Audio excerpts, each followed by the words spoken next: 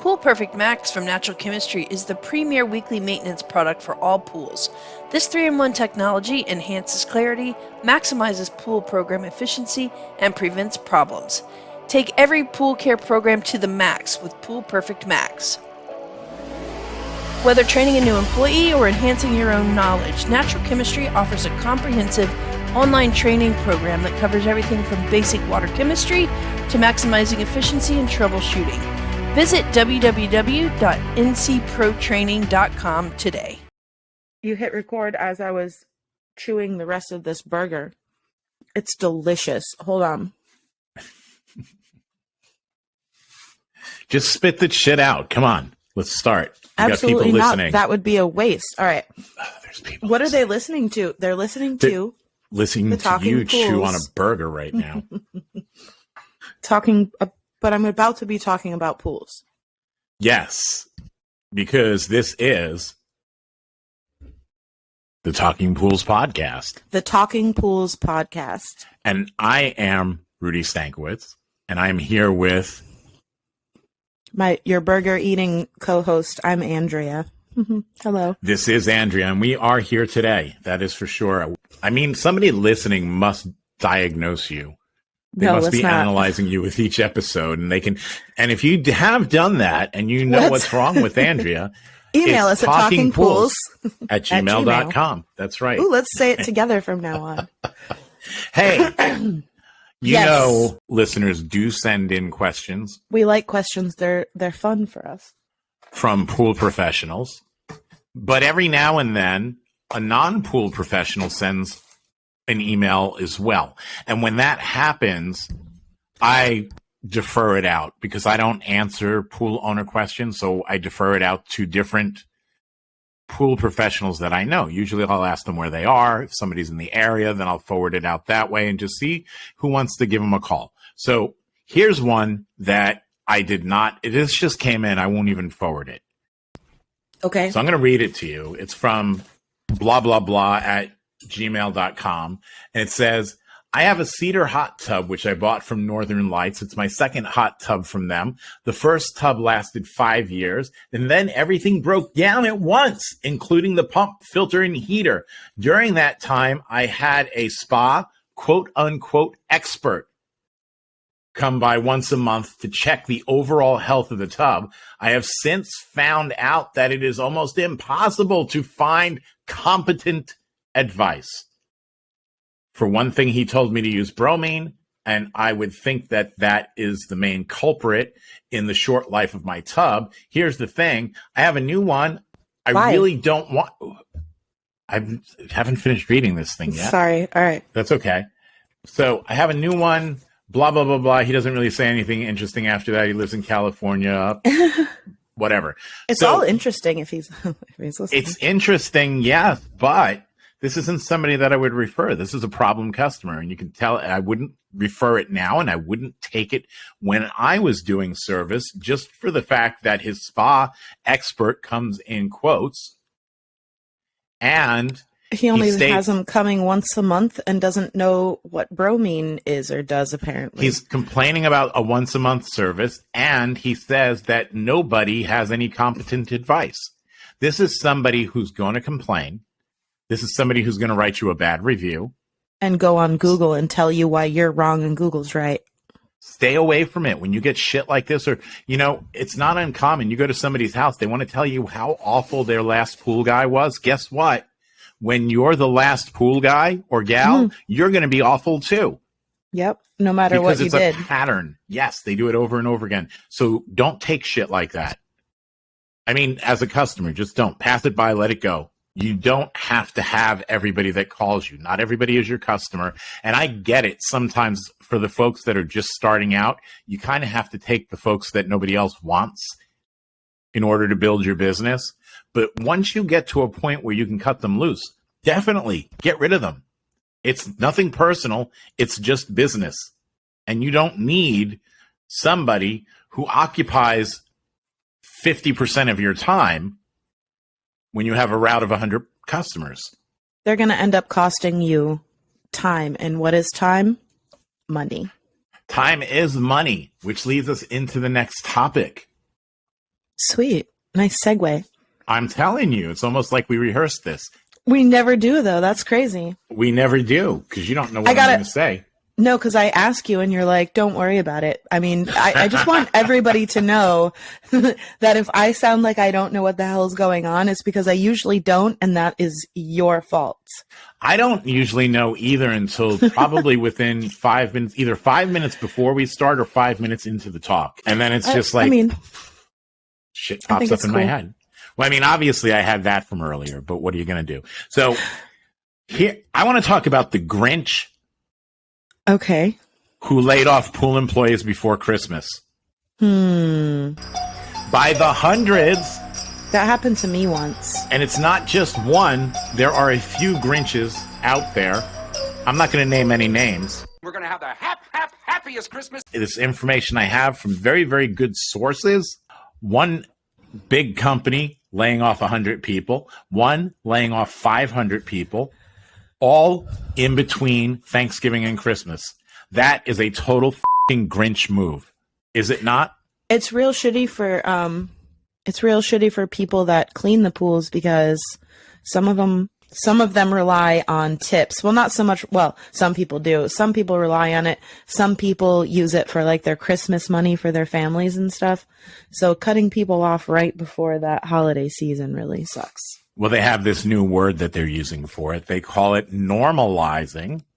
Business has normalized. Normalized what? The reason. It's normalized, meaning that it's returned to normal. That big boost in sales we had from the past 2 years because of COVID, where everybody wanted to reinvest their money into their homes, that's over now. Sales have slowed down, but these companies have taken in so much product that they're overstocked going into the next year with too much stuff, that the only way they can show a profit is by getting rid of employees. Kind of like Walmart hiring the self-checkout. I mean, not hiring, but in implementing the self-checkouts. Yes, if Walmart was making a douchebag move right before Christmas and firing people so their profits could look higher, it is exactly like that. I mean, Walmart is pretty shitty, so I don't see how it doesn't apply. It probably does, but again, we're not throwing anybody under the bus, and that was not a stab at Walmart. If you shop at Walmart, I do. So I spent far too much money there over the weekend. I'm not shitting on Walmart, trust me. There you go. I do I do like their pickup feature. I have to say, if anybody has been wondering about trying that, you are going to sit in your car for about a half an hour. But wouldn't you rather sit in your car in the AC or maybe walk around, you got music, instead of being in the store and dealing with the self-checkout? I don't know. How would you feel sitting in your car waiting for the half an hour when you're f***ing unemployed? Oh, my goodness.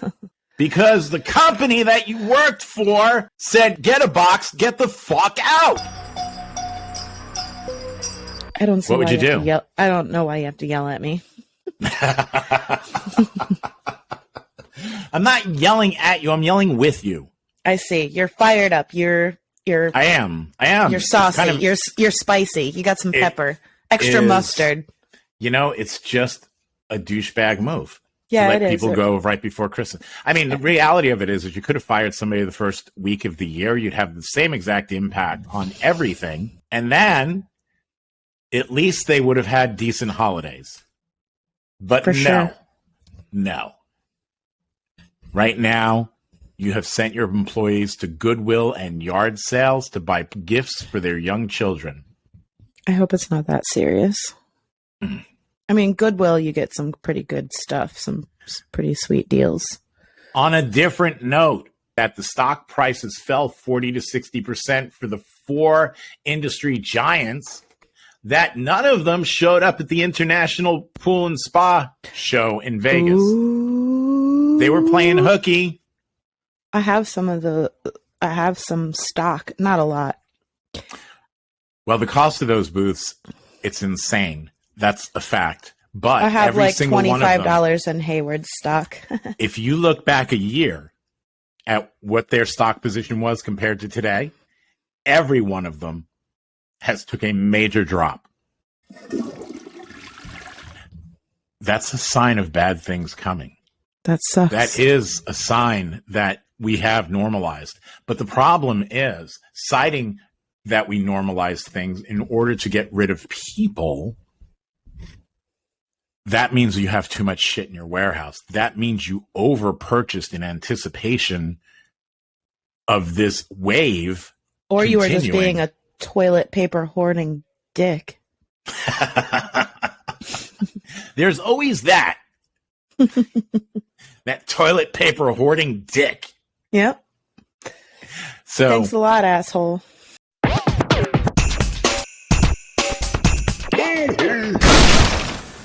What's your week looking like? My week? I actually used... So we were talking about this pool that I had turned blue. Well, it wasn't a pool that I turned blue. It was a couple of fountains. And I put Jack's number 2 in there. Oh, it immediately went away. It was great. And what is Jack's number 2 for? The numbers? Copper and scale stuff. It's in Copper the bucket. and scale stuff. Yeah, it's in the little cute bucket with the green labeling. Guess what it's for? For copper and scale stuff? To remove it. Yeah. It's for removing copper and scale. Right there in the title. There we go. It's super easy to like figure out what you need, you know? I believe in calling it what it is. That makes perfect sense to me. Yeah. So how does that happen, though? So the pool turned blue, right? It's a fountain. The fountain turned blue. Describe actually what the water looked like when you say it turned blue. All right, so this is just me and you. Am I talking about the fiberglass pool where the water actually turned Gatorade blue, or am I talking about the surface that turned blue in the fountains? Of the water. Talking to people about the color of the water when you turn the water blue. What does it look like? It doesn't have to be you specifically. Anyone. When somebody does this, what does the water look like? Okay, well, so what is the transformation? I had 2 copper incidents this past week or whatever. One where, now when I say, like, I'll say, I turned the water blue.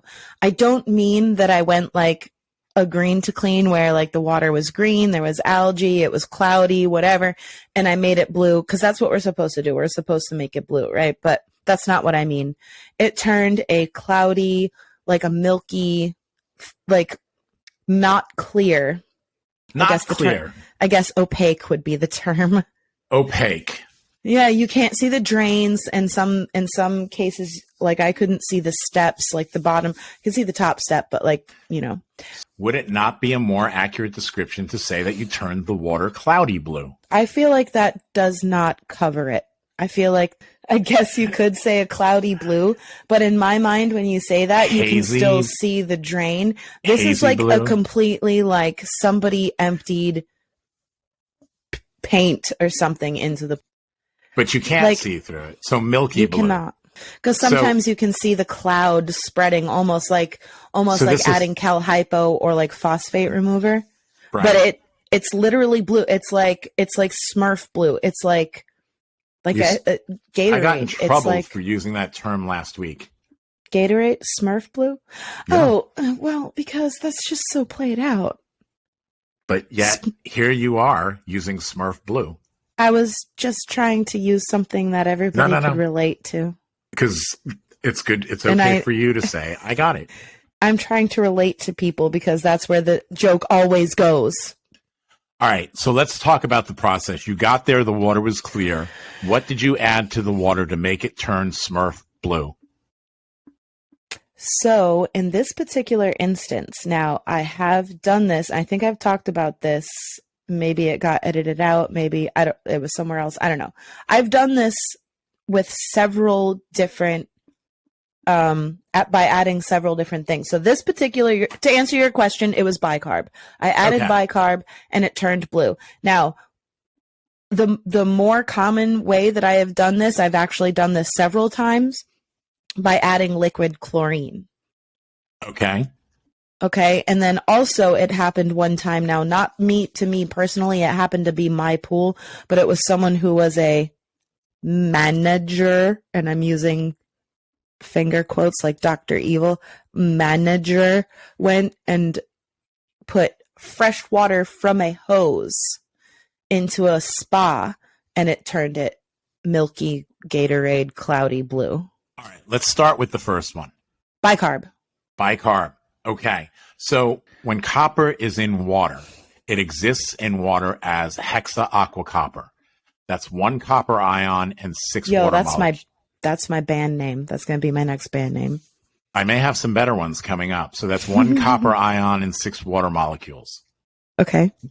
When we add the dose of bicarb, or if we add a dose of sodium carbonate, so when we increase the number of carbonate ions in that solution, we actually form copper 2 carbonate hydroxide. This compound, it's completely insoluble, which is why the water gets cloudy. Eventually it will settle out, or it can get filtered out. Sorry, that was my question. Is that why the filter turns bright blue?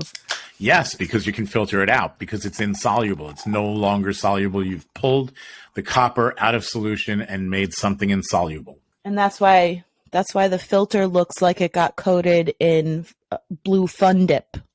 Yes, because it's catching this insoluble stuff. So if you make something insoluble, the filter's either going to get it or it's going to settle to the floor so you can vacuum it out. And again, what you did was you went from hexaaquacopper, which you don't know the source, do you? How did the copper get in there? Sorry, that last bite of burger was just staring at me. Oh my God. I don't actually know where the copper came from. There is a heater, a gas heater plumbed into the pool. I'm assuming that it came from there. I'm assuming that someone fluctuated the chemistry too crazily because it's only a 2,000-gallon pool. Okay. So I imagine that it was, those small bodies of water like that can be hard to dose, especially if you just have a tech that's like probably not super experienced, which happens. But I'm assuming it came from heater. Now, I do have a question for you, or for anyone listening that wants to help me out, talkingpools@gmail.com. This pool is down a hill, all right? And the homeowners have the turf, or like, it's not fake grass, it's real grass, and they have that green stuff. It's supposed to be like the barrier between the dirt and then the grass, or it's like grass food. There was a bunch of that green stuff in the bottom of the pool. And so I'm wondering, no, it wasn't algae. It was like, it's a sandy texture. And I see it on like golf courses. So I'm wondering if that has like copper in it, if that has metals in it or whatever to help. I don't know. Maybe, it's a good question. Not. It's a good question. Or maybe it could have come from the heat exchanger if it was not taken care of properly, the water.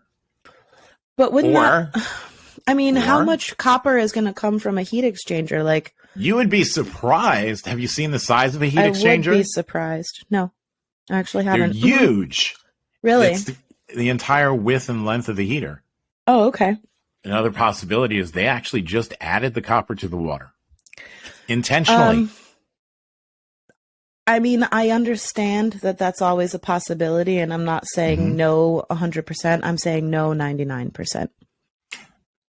Because it was there when you got there, and what makes you think no? Look, here's rule number 1. Everybody listening, customers lie. Don't forget that. No, customers lie. They do, but why would they add copper and nothing else to the pool? There wasn't even any, algae for them to be like adding copper. Maybe they were adding copper so they wouldn't get algae. I mean, that's the whole thing. And asking a customer a question is actually an art, because if you ask somebody a yes or no question and they feel defensive, they are always going to say no. I know, but I just can't see a person paying for a service and then like wanting the cheapest service and bitching about price increases and bitching about the cost of chemicals, and then they're going to go add their own copper. Like I said, there was no algae. It wasn't an algae problem. When you took over this fountain, did it have water in it? Yeah. Have you changed the water? No. Is it possible they added it before you started? No. It's just not a thing people do. Now, first of all, you're mixing up pools, because first we were talking about. No, not at all. Yes. Yes, you did. We were talking about the pool that I turned blue, which was a fiberglass 2,000 gallon pool. The fountain that did not turn blue, the water stayed clear. I stained the surface. Turned blue. Yeah, that's a whole different thing. The features turned blue. The surface, which is a black pebble tech, that all turned blue, and everything the water came in contact with, all the travel team. Well, hold that thought. No, right now, the one there you turned the water blue. The reason it turned blue is because that dose of bicarb you added caused a transformation. You formed a new compound. It went from hexa-aquacopper hexa-aquacopper. You got to say that like 25 times fast. Hexa-aquacopper. That's what you started with. And from there, it turned to copper to sulfate carbonate hydroxide. Rudy and Andrea will be right back with more Flock It Fridays after these messages. Aquastar's new pipeline cartridge filters, available in 2 sizes, deliver top-notch hydraulic efficiency along with best-in-class filtration performance, approaching that of DE filters. Uniquely designed open pleat spacing means 100% of the media square footage is usable, and these claims are backed by NSF test results. Designed with a pro's time and comfort in mind, the patented double locking system improves safety and ease of access, making filter cleanings faster than ever before. Available now. Ask your supplier for pipeline filters today. Blu-ray XL is the power of minerals working for you. Reduce your overall chemical costs and labor up to 50% guaranteed. Whether you have 20 accounts or 20,000, Blu-ray XL's direct pricing and free shipping to the pool trade have you covered. Improving pool professionals' profit and work-life balance is what they do. Blu-ray XL, the real mineral purifier. Visit them at BluRayXL.com. Blu-ray all day.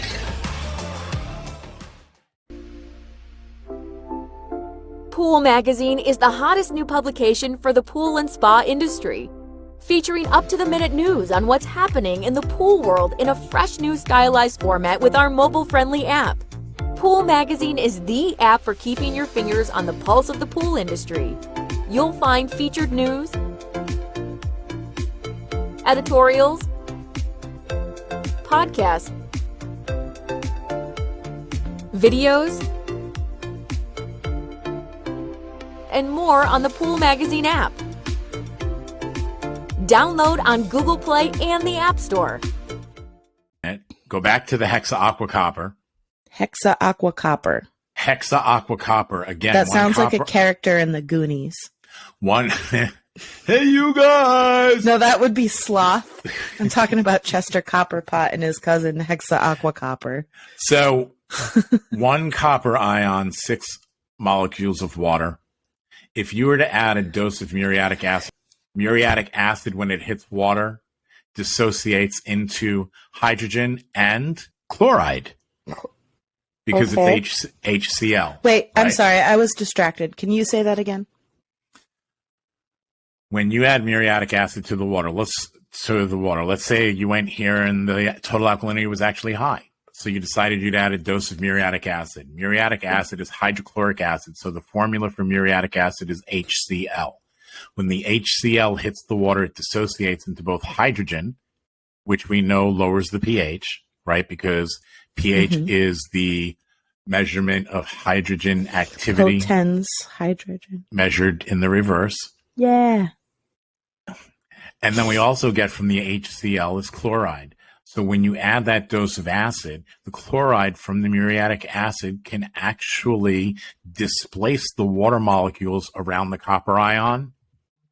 And instead of having 6 water molecules, now you end up with 4 chloride. This is called tetrachlorocuprate. That sounds like a Phil Collins song. Genesis. I don't know why I just came up with that. That turns the water green, crystal clear green, like green Gatorade. You can see through it perfectly, just has a green tint to it. That too should go away on its own after a little while. I kind of feel like we're in a video game. Have you ever played I feel like it was in Donkey Kong. Country, the Super Nintendo one, where it was like the different colored water meant different. Like you couldn't touch the green water because that would poison you. And you got, I don't know, that just flashed into my head too. Sorry. Now, the staining that you ran into in your fountain. Okay, so here's what happened with the fountain. Okay, now this is like a 500 and so the water features are it's copper and it's like one of those raining fountains. So it's like one strip of copper at the top with like a bunch of holes in it, and then it just rains down into the water below. So there's a lot of splashing action. So the pH obviously was super, super duper high, and the other thing, the alkalinity, the alkalinity was super high. So I put in some acid, but I overdosed it by mistake. Wah, Okay. wah, wah. Okay.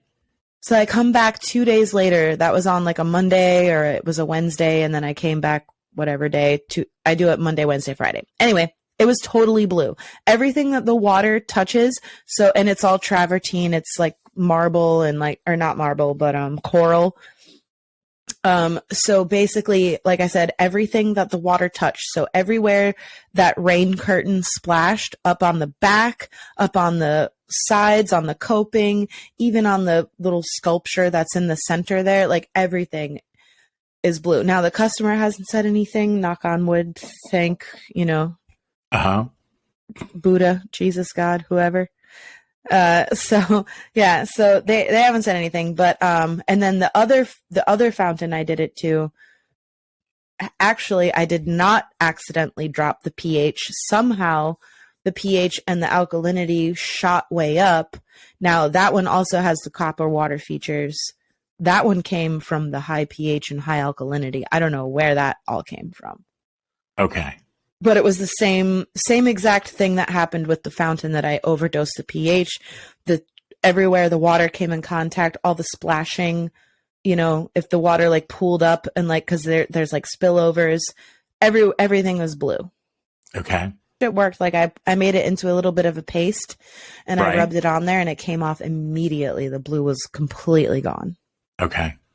So you overdosed it with acid, and what Correct. you did was you went right past tetrachlorocuprate and directly into Phil Collins. You went directly into I'm maybe Talking Heads. Oh my God, copper Peter hydroxide. Gabriel. Stop it. Copper 2 hydroxide. That's what gives you that bluish staining on the walls and the floor of the pool and the different features. Well, it's pretty.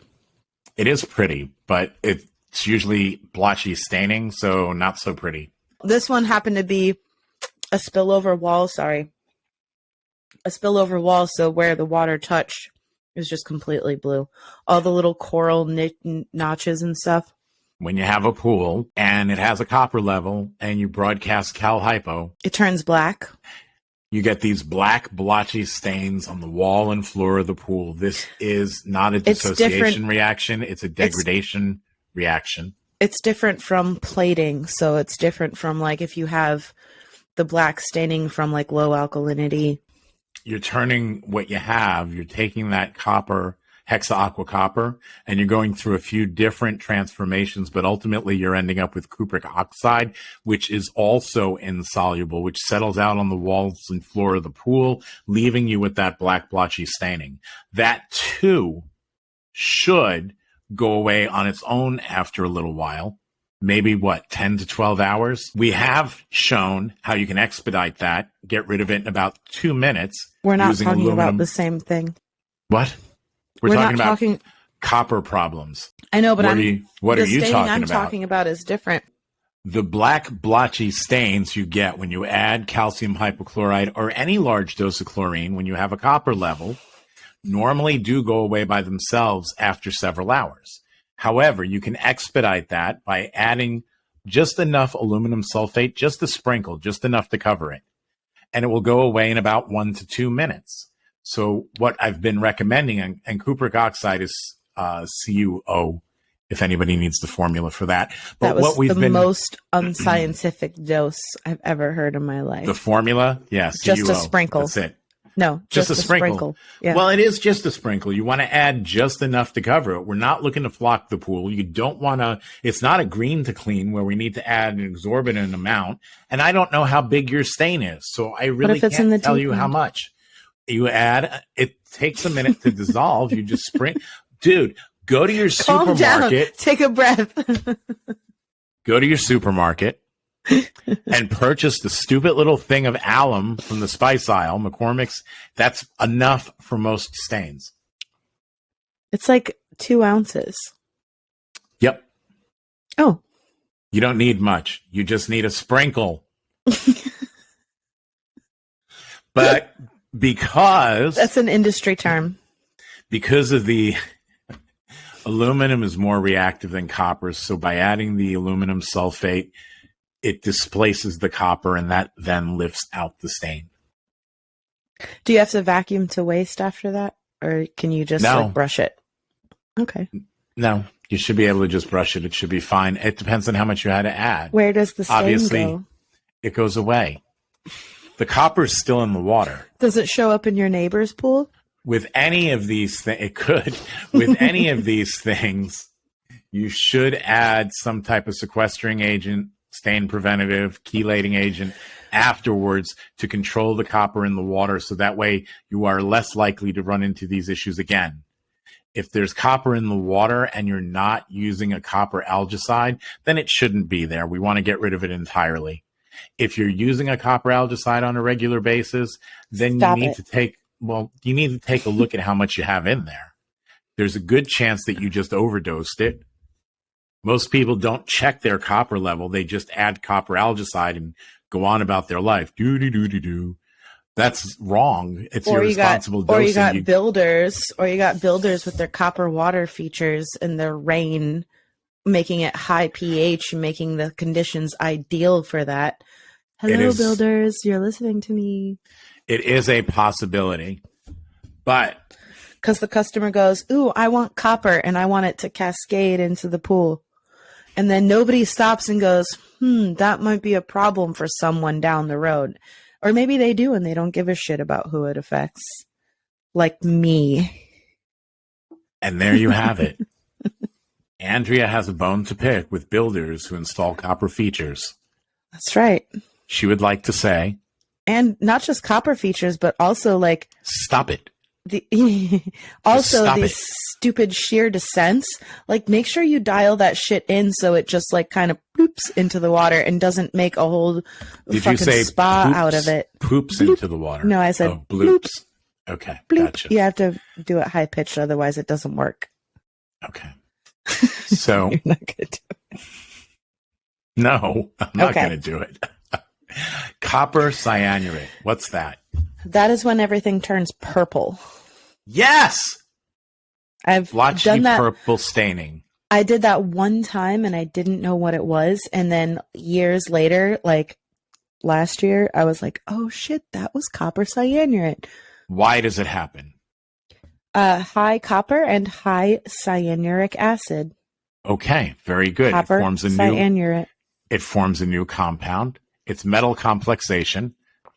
It's copper, purple. Cyanurate. It's exactly the same thing we're doing when we remove cyanuric acid with aluminum sulfate. We're creating aluminum cyanurate, which is insoluble, and it settles out and you vacuum it away. Same thing here, except it's settling out and it's leaving staining.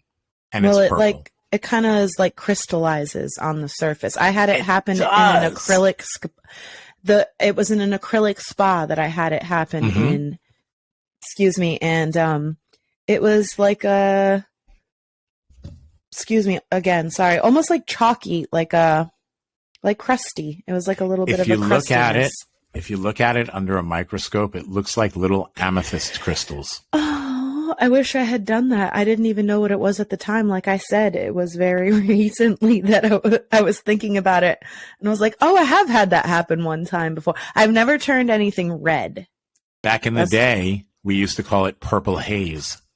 That's how they have it listed in the stain class. Oh, there you go. Okay. So there's only one other place in the world this exists. What? Cyanurate? Copper cyanurate?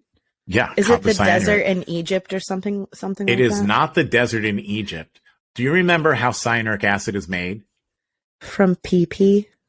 It's from the heat degradation of synthetic urea. Ah, fake PP. Real PP would work too. So Okay. when urea is heat degraded, undergoes when you heat degrade urea, you end up with two different products. You get melamine and cyanuric acid. Matching erasers. There you go. And plates. Correct. Uh-oh.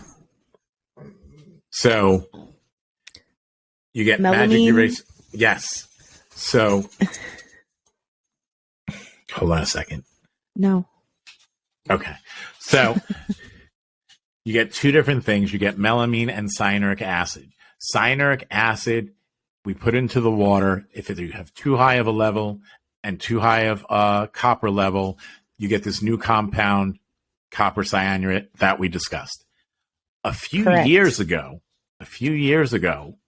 there were these gemologists on the side of a mountain in Peru who found in a crack in a rock under large piles of bat guano.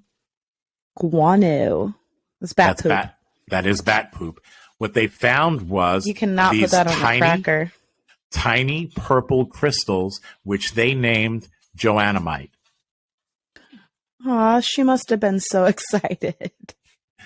When they put it under the whatever spectroscope to see what the formula was and break it down, they found that the formula was exactly the same as cyanuric acid. So one can only theorize that it happened in much the same way. Because this was covered under mounds and mounds and mounds of bat guano, and bats poop and pee at the same time. Do they have, are they like birds? They are like birds, except they're rats with wings. So they're up there hanging upside down. If they poop when they're hanging upside down, does it not run upon themselves? These are the questions I want to know. Anyway. I don't think they poop when they're upside down, because that is, I mean, a logical train of thought. Fermentation of the bat guano generates heat. That makes sense. The urea that's in the bat guano would then, over decades or hundreds of years even of this fermentation process where it's generating heat, would then cause the same thing to occur. And what we would create is melamine and cyanuric acid. And then the cyanuric acid that we created from the bat poop would react with any copper that was in the stone. And that's what would give us copper cyanurate on the side of a mountain in Peru, otherwise known now as joanamite. So it's not a new discovery for them. They must have been really pissed off when they found out joanamite growing in poorly maintained swimming pools for decades. It must have totally popped their bubble when they thought they came back with something new and found out it was only copper cyanurate. Can we make jewelry out of it? Can we make earrings? Can you harvest it and send it to me, and I will put it in resin and make it earrings? I'll be like the small business owners on TikTok. You can go on Shark Tank. Yeah, Lori Grenier can sell your batshit earrings. Trademark. I'm going to make some pool chemical situation. Oh, I thought jewelry. you meant on the side of the mountain.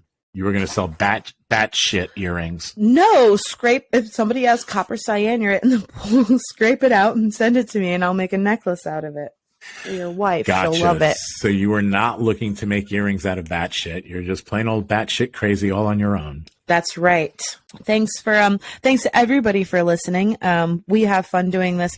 Let us know about your questions and stuff. I said the email a bunch of times. Listen to our other shows because they're great. They are. And that's it. I hope you guys have a great weekend. Let us know what you thought of Wayne's new show. And let us know if you want me to make you jewelry out of copper cyanurate. Whether it's from the pool or from the bat. Well, I don't want to deal with bat copper shit. cyanurate's where it's at. Oh my God. Oh yeah, Wayne's show. Yeah, Wayne's show. Let us know what you think of that. Let us know what you thought. Wayne. His first show was yesterday. We certainly snatched him right up out of retirement, didn't we? He was retired for 4 days. I know. And we grabbed him. Like, Wait Wayne, a minute. are you bored, Wayne? We knew he was going to get bored. We Wants just wanted to- to get him. Yeah. Well, he couldn't stay away from the pool stuff, so, this is our gift. There you go. So anybody listening, let us know what you thought of Wayne's show. Thank you for listening. We appreciate you. And We do. You are the reason that we do this. And hopefully you appreciate the content. We work hard to bring you real talk and keep you up to date on what's going on in the industry, whether it's good and light and fluffy or total bullshit. We want you to know. Bringing you the news live and direct or some shit. I don't know. We'll work on it. We got to do a tagline for sure. What she said. That's a good one. All right, guys. I will catch you Bye. next week. I'm Rudy. I'm out. Be I'm good. Andrea. I left already. Be safe.